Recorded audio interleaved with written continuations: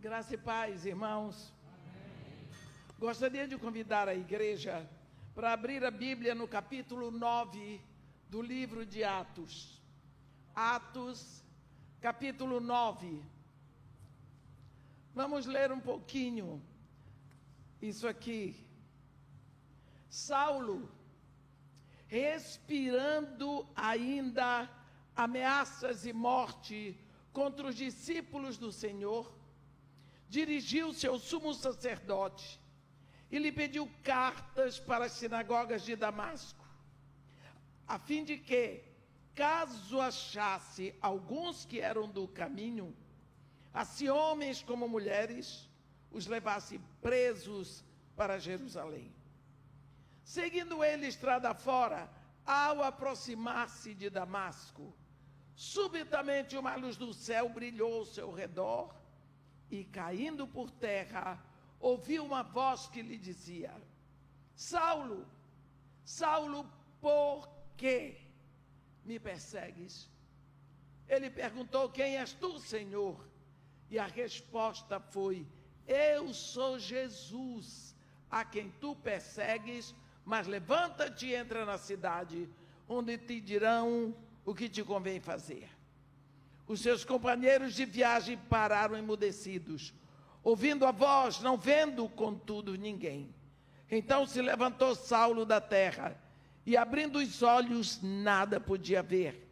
E guiando-o pela mão, levaram-no para Damasco. Esteve 3 dias sem ver, durante os quais nada comeu, nem bebeu. Amém. Este é o momento em que nós podemos pensar o que estava realmente acontecendo. Quantas coisas acontecem e nós não tomamos conhecimento. Por exemplo, eu estava chegando ainda agora de Cachoeiro Itapemirim e eu tinha que escolher. Ou eu deitava durante aquela meia hora, ou eu procurava ver o meu filho que tinha viajado, como tinha chegado lá com a minha neta, ou eu ligava para minha irmã. Eu tinha meia hora. Sosseguei o coração e fui ver o que estava acontecendo, porque eu estou interessado em alguns assuntos: a guerra da Rússia com a Ucrânia, a guerra lá do Hamas, Irã, essas coisas, eu estou ligada porque tem a ver com a palavra de Deus. Aí eu fui surpreendida por alguma coisa que certamente vocês não sabem. Eu recebi aquilo como uma chicotada. Se alguém me desse uma chicotada no rosto, acho que não tinha doído tanto. As nossas autoridades decidiram: não será mais permitido pregar o evangelho nos presídios. Que coisa! Que tristeza! Pessoas presas, sem oportunidade de ouvir. Brasil. Eu me lembro quando comecei meu ministério, aquela palavra: eu estive preso e tu não foste me visitar, me incomodava. Eu tomei conhecimento que existiam estrangeiros que vinham para o Brasil e aqui eram presos e ficavam no presídio e não podiam receber a palavra de Deus. E porque Deus me deu a graça de crescer numa casa onde se falava só inglês, e eu aprendi o evangelho em inglês, me deu um desejo de pregar o evangelho em inglês dentro do presídio para essas pessoas. E eu me ofereci. E eu fui surpreendida com uma notícia: você não pode entrar para pregar para presos estrangeiros porque você não é católica. Só pode aqui se for da Igreja Católica. Eu disse: como é que faz isso? Bem, eu estou dizendo coisas que a gente só passa entrando nessa experiência. É o padre Bernardino Padilha da Luz. Onde é que fica? Na catedral, fui lá. Cheguei lá, falei com ele: padre, eu falo inglês, eu prego inglês, e eu gostaria de pregar lá no presídio, mas disseram que só se for na pastoral do estrangeiro. Ele pegou e disse: aonde é que você vai à missa? Eu disse: em canto nenhum, que eu não sou católica. E você quer entrar lá comigo? Eu disse: eu quero, porque eu sei que o senhor não tem ninguém para pregar em inglês. Então eu me ofereci para fazer isso. Ele olhou para mim, olhou, e eu aqui orando. Mandou levar uma foto minha, eu até hoje tenho guardado a minha carteirinha da pastoral para estrangeiros. Pregava com uma profusão, sabe por quê? Aquelas pessoas que estavam ali presas, distante da sua pátria, distante da sua língua, distante da sua família, necessitando de uma palavra de conforto. Era aquele momento de se entrar com a palavra de Deus. As pessoas estão presas, as pessoas estão necessitadas. Como que nós não podemos levar o Evangelho? Fui surpreendida com essa notícia. Estou pedindo a Deus que seja fake, mas é possível que aconteça, porque no silêncio e na calada da noite, como diz o presidente, as coisas ruins acontecem. A minha pergunta para você é: o que está acontecendo no mundo que nos interessa? Quando Deus queria trazer Davi, estava na hora de Davi entrar como rei, para ser rei de Israel, resolveram fazer um exército para Davi. E resolveram tirar de cada tribo alguns homens. E no versículo 32 de 1 Crônicas 12, está escrito assim: dos filhos de Issacar, conhecedores da sua época, para saber o que Israel devia fazer. Os filhos de Issacar eram conhecedores da sua época para saber o que Israel devia fazer. Será que nós, os filhos de Deus, deste momento, estamos conhecendo a época que nós vivemos? Será que nós estamos atentos para o que está acontecendo? Porque, meus irmãos, os momentos mais cruciais da história de Deus com o homem não prestou atenção. Só um exemplo: quando Jesus Cristo nasceu, estava se cumprindo a promessa que Deus fez a Eva no Éden. Ninguém sabia, ninguém prestou atenção. Belém dormia, nenhum fariseu, nenhum saduceu, ninguém sabia que o Messias estava nascendo. Lá, no estábulo, os anjos encontraram alguns pastores e avisaram. Ninguém sabia. Mas alguns magos, 3 magos, que estudavam o universo, que queriam encontrar a estrela do rei, porque eles queriam ver este rei que tem uma estrela no céu, porque reis podem ter tudo na terra, mas uma estrela no céu, só um rei. Era o rei dos judeus. Coisas assim acontecem quando vem o Espírito Santo. Começa toda uma fase nova na terra. Vai surgir na terra um povo diferente, uma raça eleita, um sacerdócio real, uma nação santa que nunca existiu na terra. Ninguém viu, ninguém percebeu. Estava todo mundo por fora. Uns achavam até que os discípulos estavam embriagados. Nós não percebemos o tempo de Deus. A mesma coisa estava acontecendo aqui.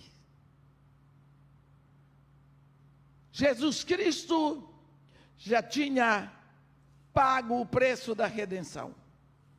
Subiu, o Espírito Santo vem para selar a sua propriedade.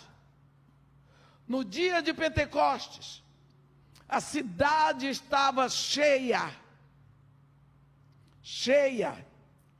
de judeus piedosos que vinham de outras nações da terra, porque Pentecostes era uma das festas fixas que Deus tinha escolhido. Ele disse para Moisés: fala aos filhos de Israel que as festas fixas que celebrareis serão convocações solenes. Levítico 23. E ele escreve: são estas as minhas festas: pães asmos, Páscoas, primícias, Pentecostes, trombetas, expiação e tabernáculo. São estas as minhas festas. Então os judeus eram levados a fazer as suas convocações solenes em Jerusalém, onde estava o templo, pelo menos uma vez por ano. Eles se moviam de onde estavam para estar em Jerusalém. Nós lembramos, na terceira viagem do apóstolo Paulo, quando ele queria chegar em Jerusalém para a festa da Páscoa. Não deu. Então ele resolveu que iria estar lá para a festa de Pentecostes. Por isso, de Mileto, ele mandou chamar os anciãos de Éfeso para encontrarem com ele em Mileto, para que desse tempo de chegar a Jerusalém para a festa de Pentecostes. Nesse Pentecostes, o Espírito Santo vem para a terra. Como é que estava Jerusalém? Uma cidade que hoje ainda é pequena. Você imagina 2 anos atrás, apinhada de judeus piedosos, de várias nações da terra. Jerusalém estava cheia, mas os discípulos de Jesus Cristo estavam presos, fechados, num recinto sozinhos. Vai começar um momento na terra em que os céus nunca perceberam, a terra nunca recebeu e o inferno não imaginou que pudesse acontecer.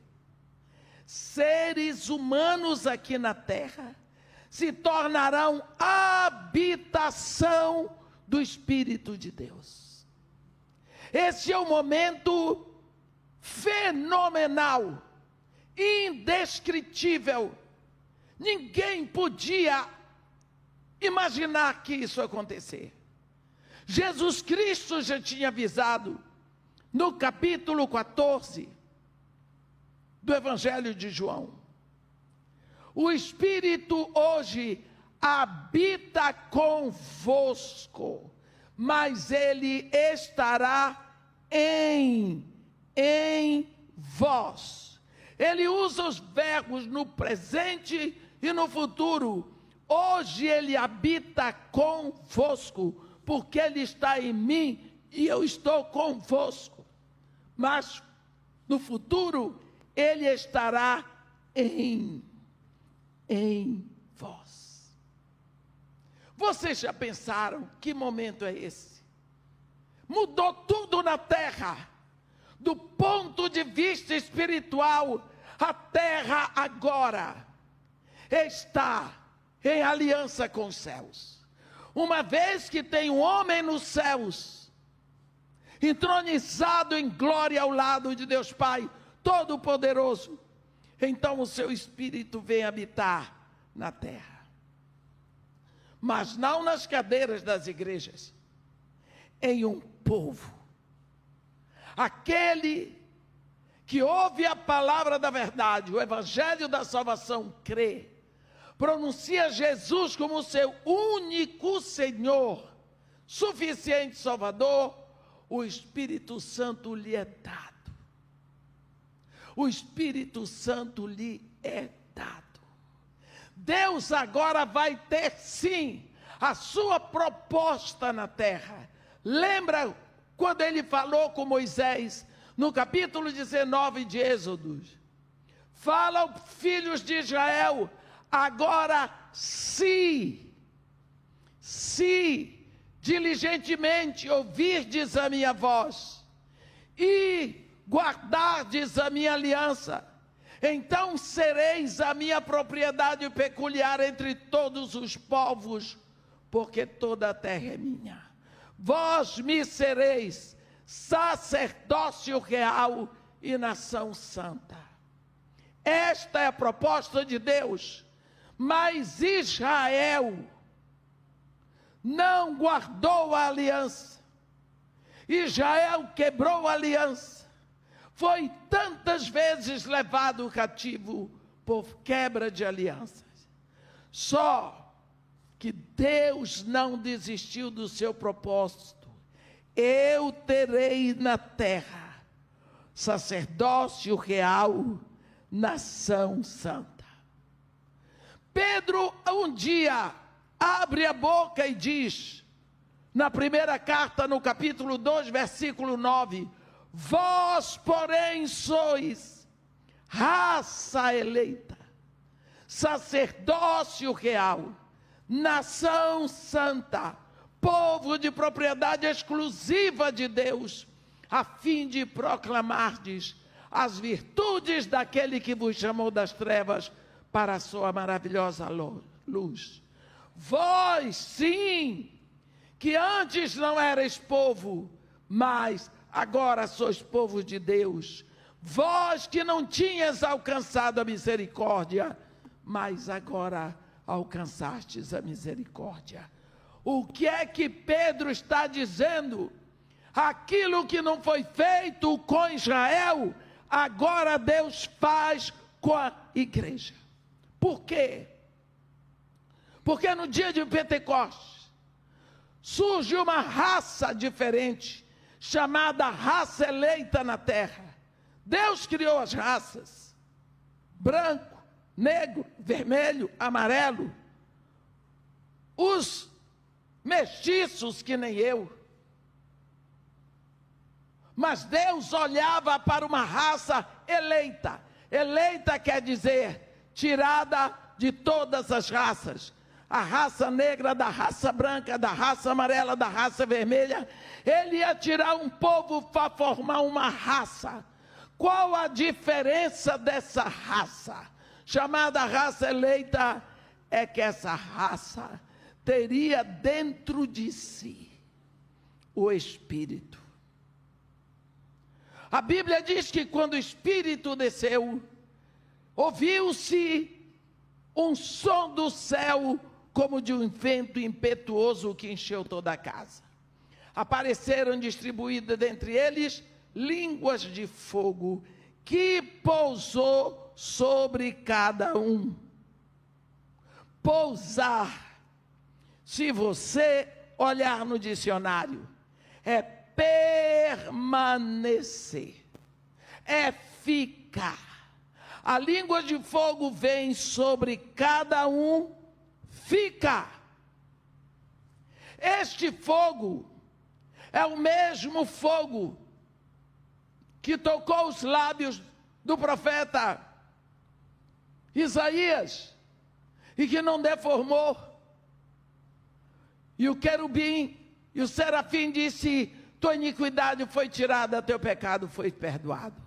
Esse fogo não é um fogo que destrói, mas é o fogo da presença de Deus.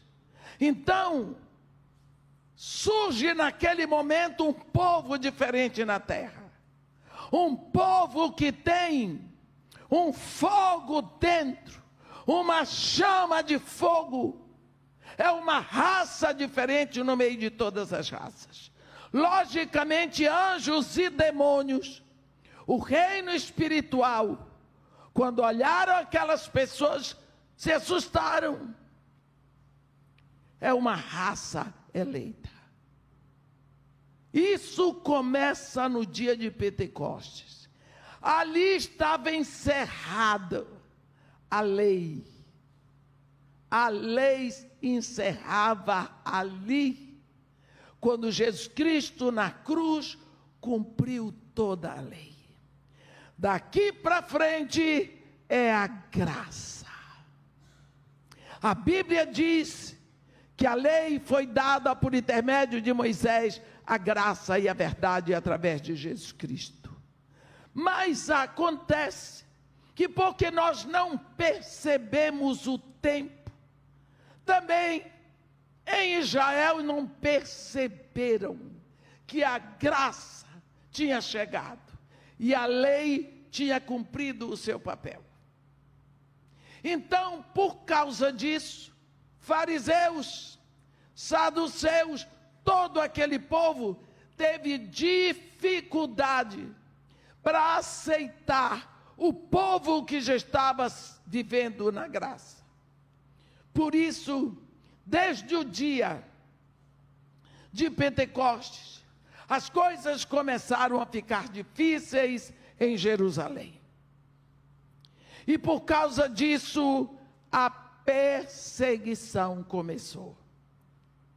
Havia em Jerusalém uma sinagoga, que era chamada a Sinagoga dos Libertos. Haviam alguns, porque aqueles que não eram de Jerusalém, quando vinham para Jerusalém, frequentavam a Sinagoga dos Libertos.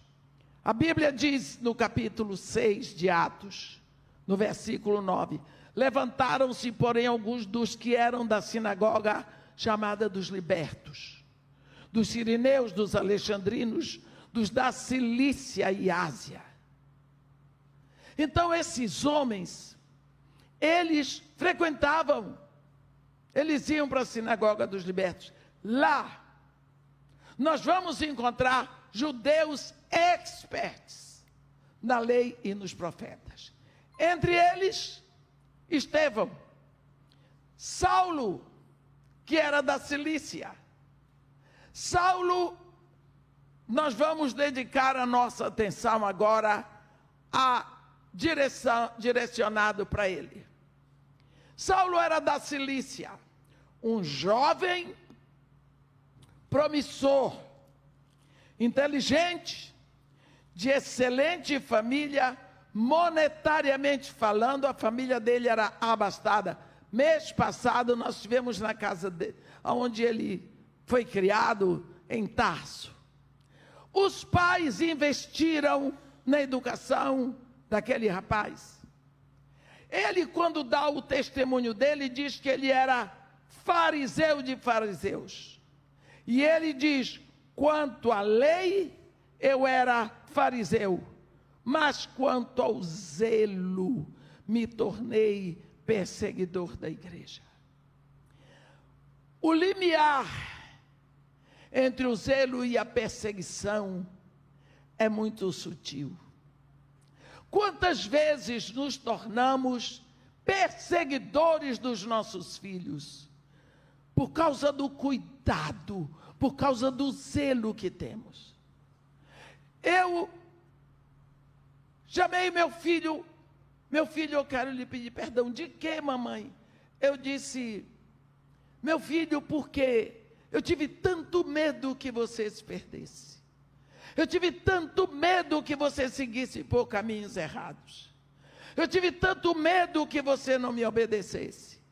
Sozinha para criar um filho, porque fiquei viúva, você estava entrando na universidade. Que eu cheguei a perseguir você. Eu persegui você. eu atrapalhei. Ficou me olhando. Eu disse, meu filho, me perdoe. Ele disse, mamãe, se o que é? Eu acho que eu estou fazendo a mesma coisa com meus filhos. Cuidado, cuidado. Às vezes nós tiramos o direito deles crescerem, porque nós cuidamos, e eles não entendem que é cuidado. Eles acham que é perseguição. Saulo diz, quanto ao zelo, me tornei perseguidor da igreja, mas ele perseguiu mesmo. Qual era o desejo de Paulo? Um jovem inteligentíssimo, falava grego, latim, hebraico, aramaico, conhecia toda a literatura grega, sabia de toda a história grega. Até hoje, meus irmãos, 1 Coríntios 13, a maior refutação humanística internacional a respeito do amor. Não tem outro para superar Paulo de Tarso. Esse rapaz inteligente, com o desejo de agradar a Deus, com o desejo de manter pura a lei de Moisés, ele é enviado pelos pais para Jerusalém, para ser educado aos pés do grande mestre da época, político religioso Gamaliel. Ele era um jovem promissor, defensor da lei. Quando começa o movimento chamado Caminho em Jerusalém, logicamente, ele aprendeu que Jesus Cristo era um desordeiro,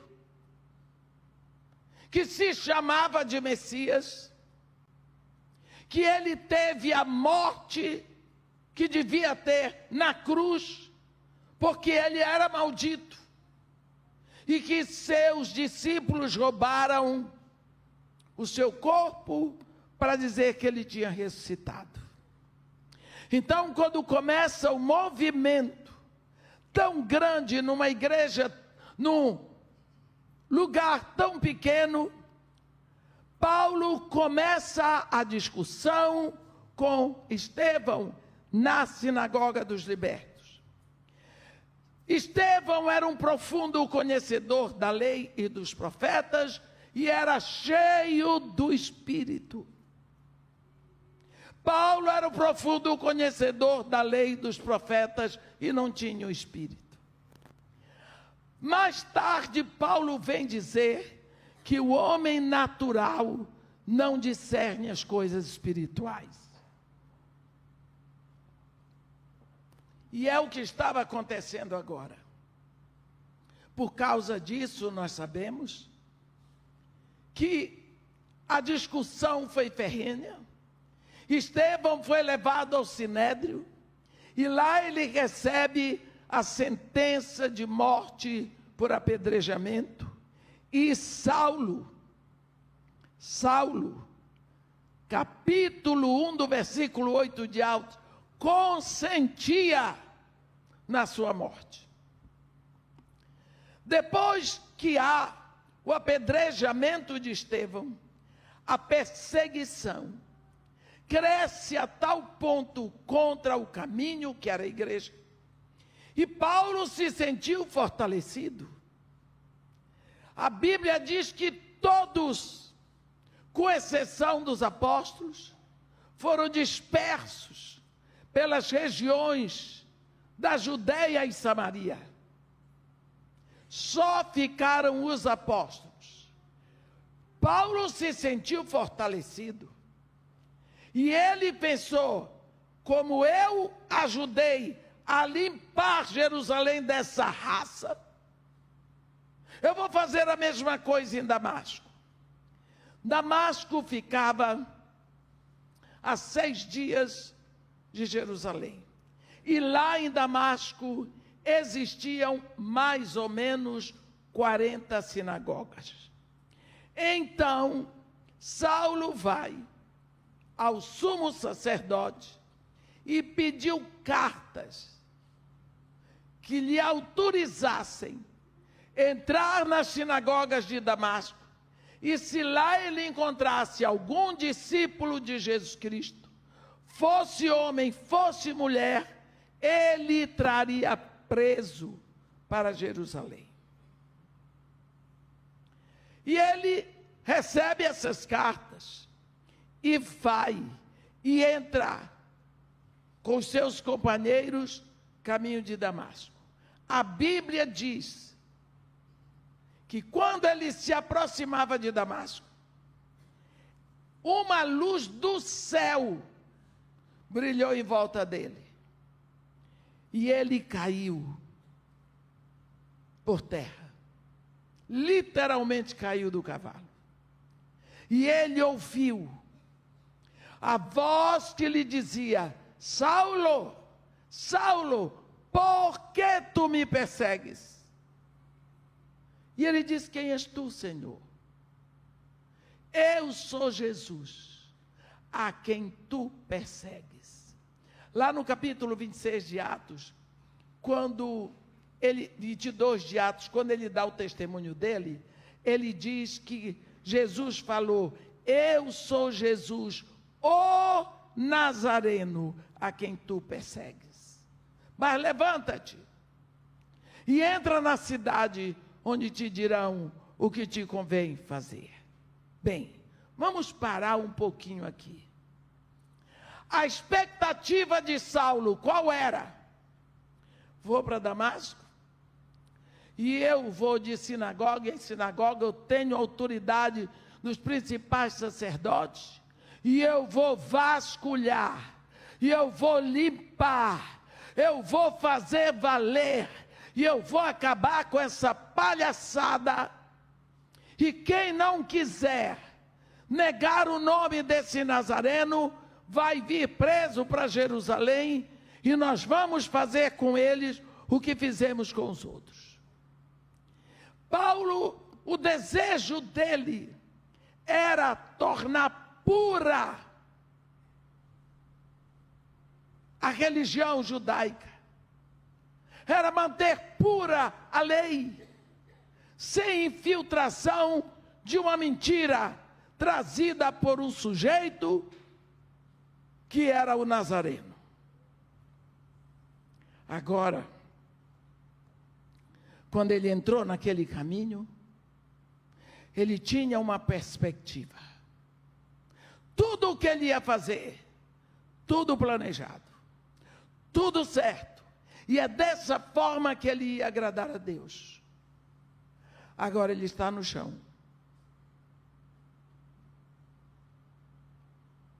E agora? Mas, então ele ressuscitou. Porque morto ele foi na cruz. Mas ele está falando comigo. E se ele falou comigo, é porque ele ressuscitou. Ele está vivo. E se ele ressuscitou, ele é o Messias. E se ele é o Messias, nós crucificamos o Messias. E eu estou perseguindo os seus discípulos. Ali, na estrada de Damasco. E agora? E agora? Como é que vai ser? A expectativa e o plano de Paulo veio todo por terra. Para trás, o que é que ele ia fazer em Jerusalém? Dizer o quê? Para frente, fazer o quê? Se o plano dele de sua ida para Damasco estava frustrado. Mas permaneceu uma palavra: mas levanta-te e entra na cidade, onde te dirão o que te convém fazer. Ele foi, a Bíblia diz que ele parou de comer, ele parou de beber, 3 dias, isso é um jejum total, como o jejum da rainha Esther. 3 dias. Enquanto isso, entra uma pessoa com uma outra expectativa. A expectativa de Paulo já foi por terra. Versículo 10 do capítulo 9. Ora, havia em Damasco um discípulo chamado Ananias. Disse-lhe o Senhor numa visão: Ananias, ao que ele respondeu: eis-me aqui, Senhor. Dispõe-te e vai à rua que se chama à direita, e na casa de Judas procura por Saulo, apelidado de Tarso, porque ele está orando e viu entrar um homem chamado Ananias e impor-lhe as mãos para que recuperasse a vista. Eu não queria estar na pele de Ananias. Sabe por quê? Porque esta era aparentemente a pior notícia que Ananias podia receber. Porque a igreja toda de Damasco estava orando para que este homem não chegasse lá. A igreja, os crentes de Damasco, estavam espalhados pelas sinagogas, mas se reuniam nas casas. E eles ficaram sabendo que Paulo tinha pedido carta aos principais sacerdotes para ir prender os discípulos de Damasco. Você pode imaginar o que estava acontecendo entre os crentes de Damasco? Em oração, vigília, clamor, jejum, porque para eles Saulo era uma fera sanguinária. Eles sabiam do comportamento desse rapaz, o que ele fez, sabiam do que ele era capaz. Então a igreja estava firme em oração, pedindo ao Pai do céu que não permitisse a chegada daquele homem em Damasco.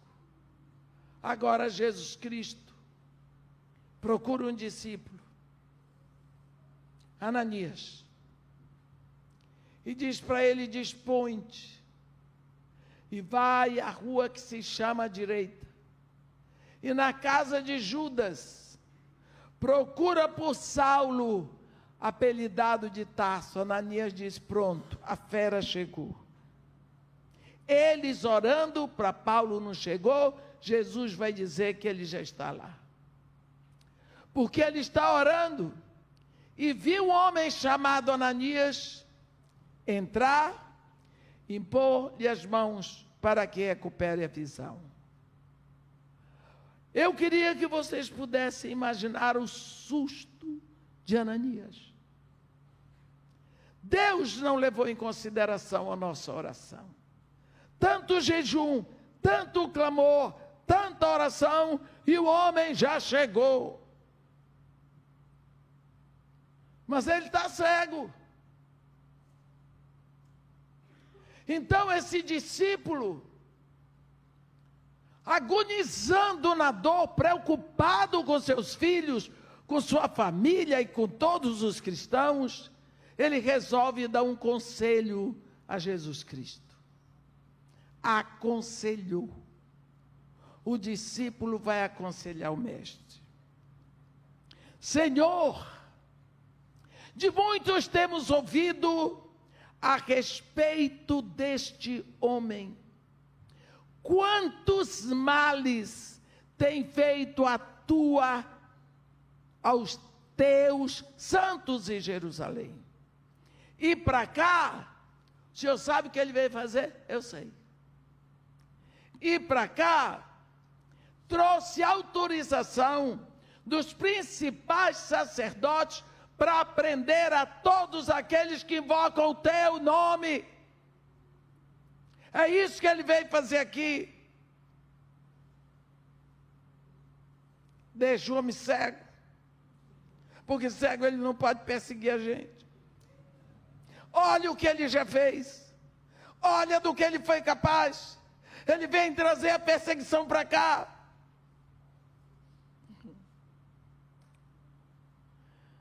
Jesus Cristo ouviu toda a charopada do discípulo e disse para ele: mas vai,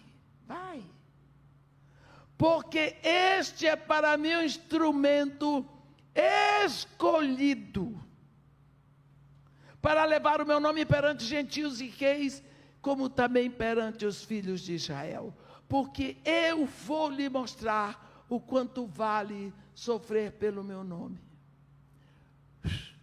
Desapareceu. E o pobre do Ananias ficou com a batata quente na mão. E agora? E agora?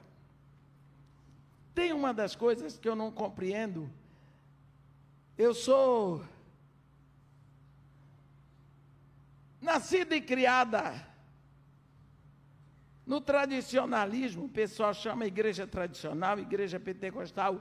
E a gente que nasceu na igreja tradicional tem dificuldades, fica naquelas amarras.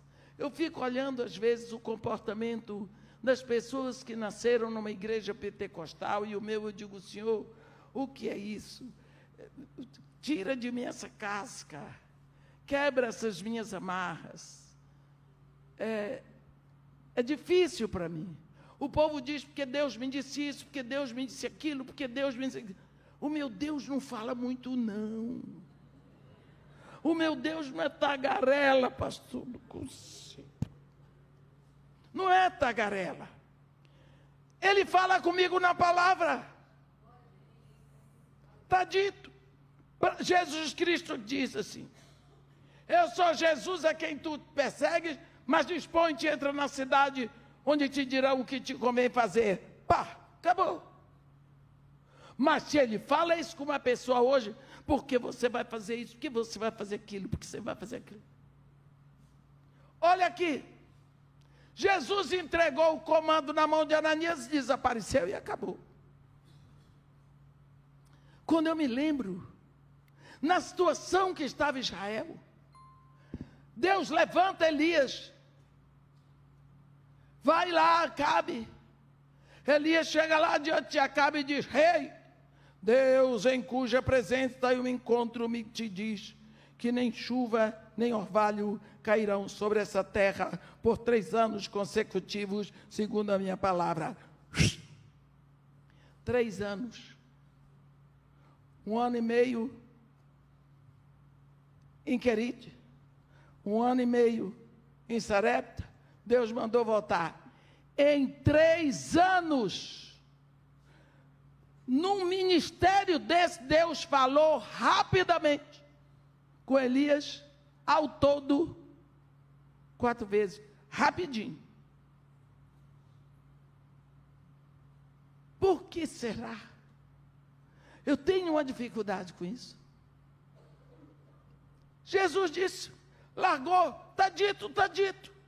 Agora está na sua mão, você vai fazer ou você não vai fazer? O Ananias ficou lá parado, e agora? O homem já chegou. Meus irmãos, o caso é o seguinte: Ananias só tinha que obedecer. Ele estava com medo, estava acontecendo tudo o que ele não queria. O plano de Paulo já tinha caído por terra. O plano de Ananias agora estava metade caído, porque eles não queriam que Ananias chegasse. Ananias pensou: e agora? Eu tenho na mão o comando para impor as mãos sobre Paulo, para ele recuperar a visão. Se eu não for, já era. Vou ou não vou? Ele foi. Esse comando que Jesus deu para Ananias é o mesmo que Ele deu para você e para mim. É o comando que Ele dá para todos os seus discípulos. Vai para abrir os olhos dos cegos. Quantos cegos estão por aí e continuam cegos porque nós não fomos? Quantos estão cegos porque nós não fomos lá?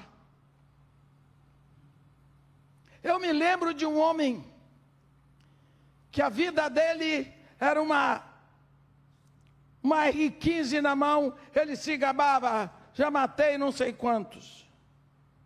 E eu lá. Um dia eu cheguei 5 horas da manhã no morro. Eu tinha loucura para ter uma bíbliazinha, que era da Coreia, que vinha uma azulzinha, que tinha assim a brochura toda dourada. Um dia eu estava pregando em Sorocaba, e o pastor Evandro Silva, que vendia livros, eu estava hospedada na casa dele, ele disse, toma essa Bíblia para a senhora, mas foi o maior presente. Se ele me desse um colar de diamantes, não seria tão bom. Peguei aquele presente, levei para casa, cheguei de madrugada no Rio de Janeiro, larguei as coisas em casa, peguei o carro, passei na padaria, fui para o morro, estacionei o carro, com a Bíblia na mão e o saco de pão. Era madrugada fria, lá no Rio de Janeiro. Aí, quando eu cheguei assim, botei a bolsa, a Bíblia em cima. Você sabe como é bolsa de mulher, você encontra de tudo. Daqui que encontrei a chave, futuca, futuca, futuca. Encontrei a chave, quando eu estou abrindo, lá veio o homem, com a R15. Passou a mão e disse assim, mas que livro bonito. Aí ele fez assim, com a folha era fininha. Eu entendi o que ele queria dizer. Aí, que folha bonita. Eu disse, essa é bonita. Eu entendi, abri coisa. Eu disse, entra para tomar um café. Ele disse, não, entra para tomar um café. Estou te convidando, está com medo de mim, rapaz? Fiz um café, botei em cima da mesa, pão com margarina, café com leite. Fiz a oração, e quando eu faço uma oração, junto de uma pessoa dessa, eu prego o Evangelho para Jesus Cristo, para a pessoa ouvir. Jesus Cristo vai ouvir minha pregação. Acabei, tomamos café ali, ele muito sem jeito e tudo mais. No final, eu disse para ele, pode levar a Bíblia. É sua. Não, é sua. Só vou lhe pedir uma coisa. Só vou lhe pedir uma coisa. Todas as vezes que você for fazer um baseado, que você tirar a folha, porque foi isso que ele queria fazer. Primeiro você vai ler a folha. Começa aqui no Evangelho de Jesus Cristo segundo João. Pode fumar a Bíblia todinha. Mas você lê, antes de fumar, você leia. Garantido, se você é macho, então eu garanto, por exemplo, quando você quer pegar uma pessoa dessa, você bota logo em dúvida. Aí, foi. Passou-se algum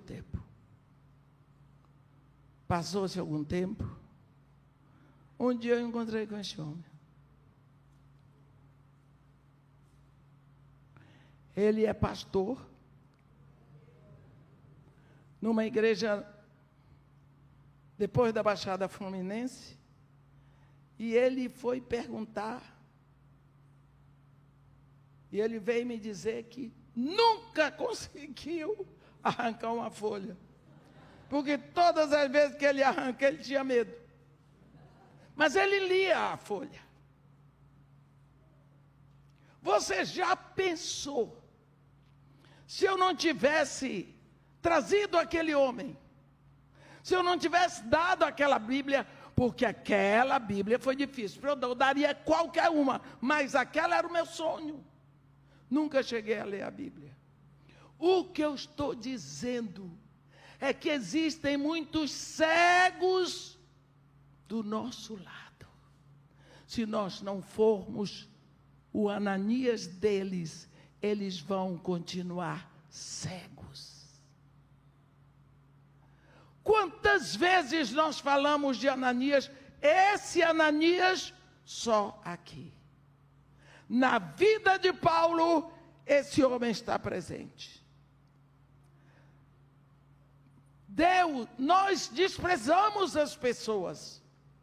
Jesus Cristo olhou o Saulo fanático e viu o Paulo apóstolo.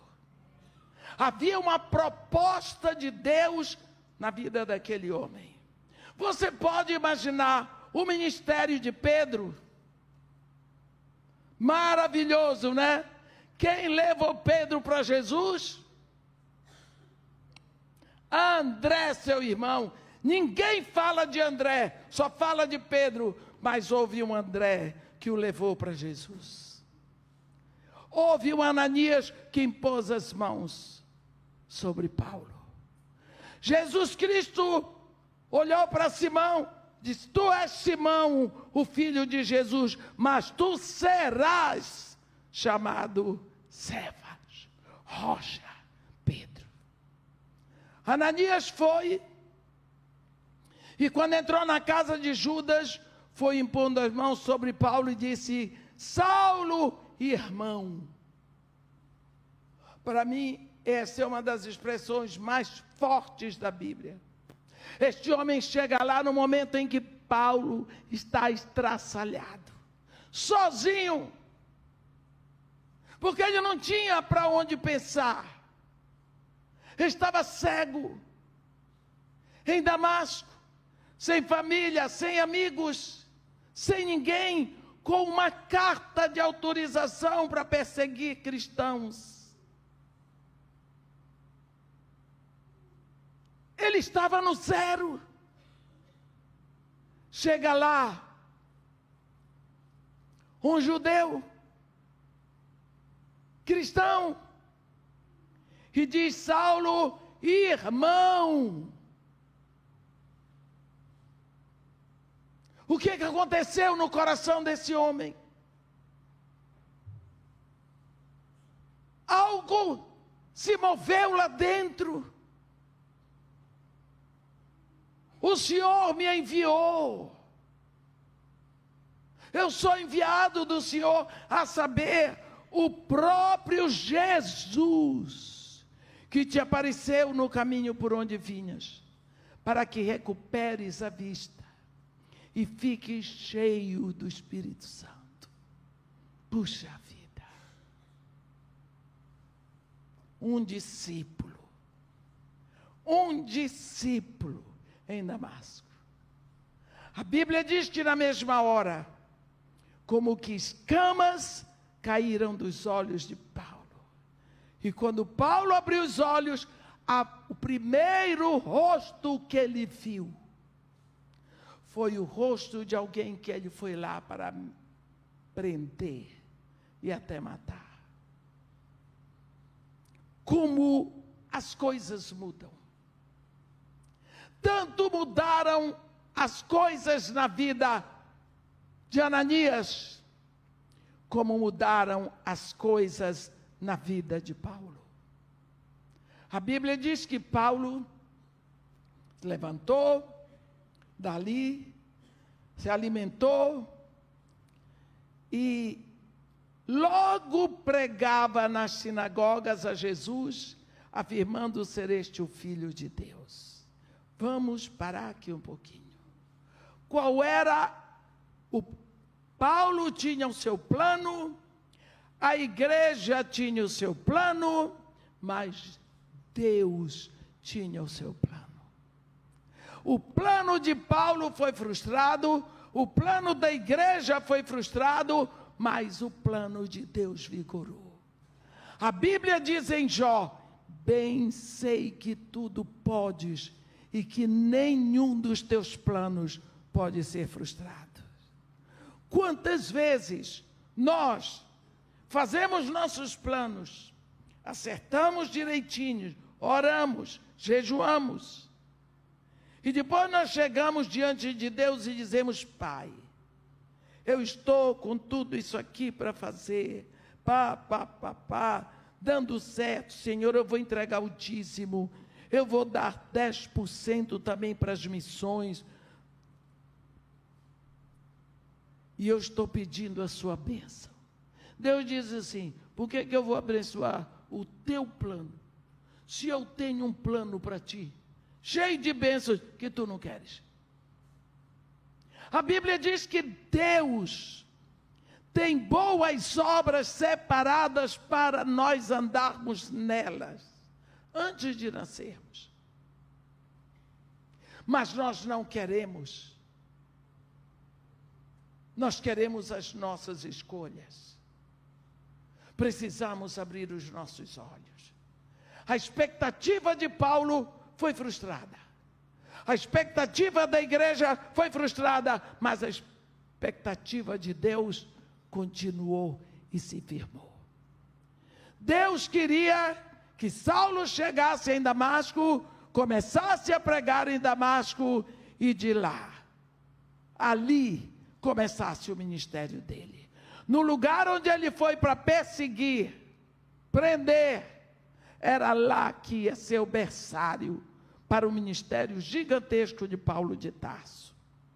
Quantas vezes nós temos os nossos planos e ficamos frustrados quando eles não dão certo? Quando o seu plano não dá certo, recue, porque é avanço do plano de Deus. Cuidado como você lida com frustrações, porque a frustração causa ira. O acúmulo de ira vai trazer neurose, e o acúmulo da neurose afunda você numa depressão. Se você não souber começar a tratar as frustrações, você entra no caminho para uma depressão. Quantas vezes a Bíblia nos ensina a lidar com frustrações, mas nós não queremos saber. Por exemplo, quando João Batista foi decapitado, a Bíblia diz que os discípulos tomaram seu corpo, sepultaram, depois vieram falar com Jesus. A Bíblia diz que quando Jesus recebeu a notícia, ele se retirou para um lugar deserto, à parte, para ficar a sós. Sabendo as multidões, o seguiram por terra. Desembarcando, Jesus viu a multidão. Disparou no coração dele o gatilho da misericórdia. A Bíblia diz: compadeceu-se dele e curou os seus enfermos. Ora, quando Jesus Cristo recebe a notícia da morte de João Batista, era o momento que ele pensou: opa, agora o meu ministério vai mais rápido para a cruz. Então ele queria ficar a sós para pensar, para parar, quem sabe para chorar, para estar com o Pai, a sós, está escrito, Mateus 14. Aí ele foi para lá. Quando chegou lá, a multidão, se fosse um dos nossos líderes hoje, esse povo bacana, não marquei com ninguém, não está na minha agenda, tenho direito à minha privacidade, vou atender ninguém, não é? Jesus Cristo olhou a multidão, compadeceu-se das pessoas, curou seus enfermos. Frustração do plano de Jesus, frutificação do plano de Deus. Deus foi glorificado na ação do Filho. Quando Jesus é mandado embora da terra dos Gadarenos, ele podia ter insistido: vou ficar aqui, porque minha vida aqui está sendo uma bênção, ainda tenho muitas almas. Ele disse: não, já vou. Atravessou. Quando ele chegou do outro lado, saltou, lá vem a multidão. Daqui a pouco chega Jairo, se prostra aos pés dele. Minha filhinha está doente até a morte, vem, põe a mão sobre ela, para que seja salva e viverá. Vou embora. No caminho para a casa de Jairo, vem a mulher do fluxo de sangue. E Jesus dá espaço para ela dar o testemunho dela. Entregar microfone na mão de uma mulher. A mulher falou, a mulher chorou, a mulher gemeu, enquanto isso a filha de Jairo morreu. E Jesus disse para ela: vai-te em paz, tua fé te salvou. Vamos embora, Jairo. Vai para a casa de Jairo. Curou a mulher do fluxo de sangue, ressuscitou a filha de Jairo. Daqui a pouco ele está multiplicando pão e peixe para 5.000 homens. O que ele não pôde fazer nos Gadarenos, ele fez aqui. O plano de Deus na vida dele continuou. Só que do outro lado, nós precisamos aprender que em todos os nossos planos tem um plano maior. É o plano de Deus. Quando os nossos planos são frustrados, abra os olhos. É avanço do plano de Deus.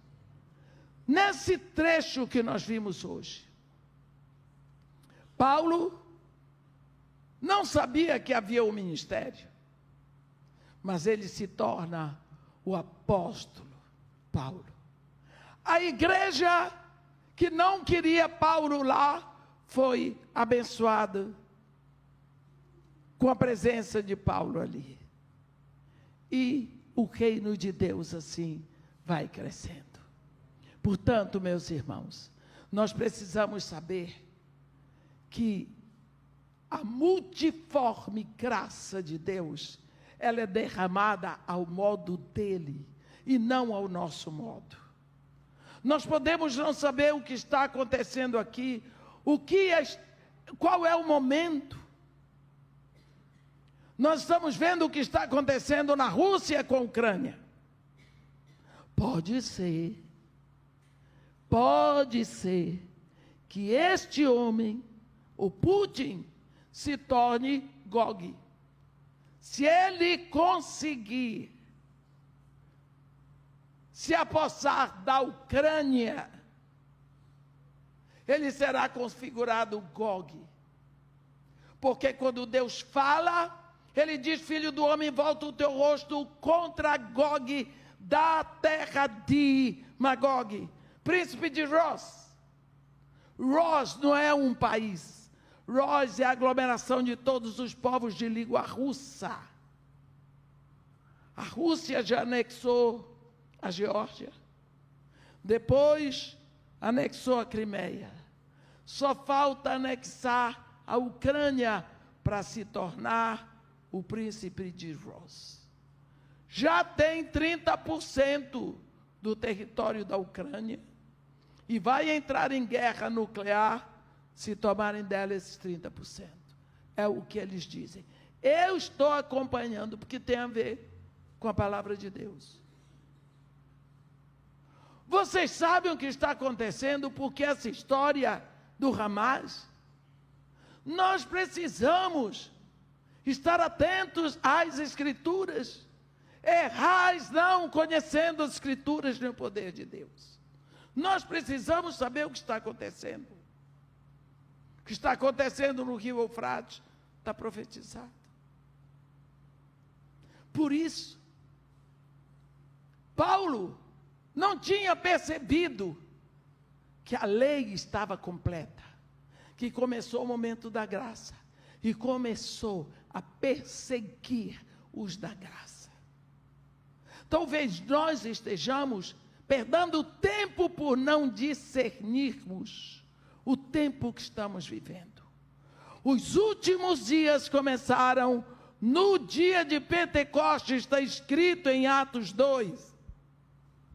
Daqui a 8 anos, completa segundo milênio, que o Espírito Santo está na terra.